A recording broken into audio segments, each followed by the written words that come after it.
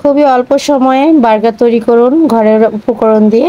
আজকে সেটা নিয়ে আমার ছোট্ট একটা ব্লগ। বার্গার তৈরি করার জন্য আমার যা যা উপকরণ লাগবে: টমেটো, শসা এবং লেটুস পাতা। তো এগুলো আমি একদম পাতলা পাতলা করে কেটে নিয়েছি এবং বনরুটিটাও আমি সুন্দর করে মাঝখান দিয়ে কেটে নিয়েছি এবং কি সেগুলো আমি কিভাবে প্রসেসিং করব সেটাও দেখাচ্ছি।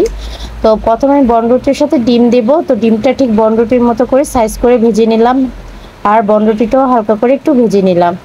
হালকা করে, বেশি ভাজবো না। কালার হয়ে গেলে নামিয়ে ফেলবো এবং মাখন দিয়ে সব বনরুটিগুলো মাখিয়ে নেব। এভাবে করে আপনারা বাচ্চাদেরকে টিফিনে দিতে পারেন, সুন্দর নাস্তাও দিতে পারেন। এবার ঘরের উপকরণ দিয়ে বাচ্চাদেরকে সুন্দর করে বার্গার তৈরি করে দিতে পারেন। তারপর আমি দিয়ে দিলাম ডিম এবং আমার ঘরে বানানো চাট মশলা, টমেটো, সালাদ, লেটুস পাতা এবং হালকা করে একটু সস দিয়ে দিয়েছি, কারণ আমার বাচ্চা অত সস পছন্দ করে না, তাই আমি হালকা করে দিয়ে দিচ্ছি। আমার হয়ে গেল আমার বনরুটি দিয়ে ছোটোখাটো একটা বার্গার তৈরি করা। বাচ্চাদেরও পছন্দ হবে এবং ওদের শরীরের জন্য এটা অনেক হেলদি।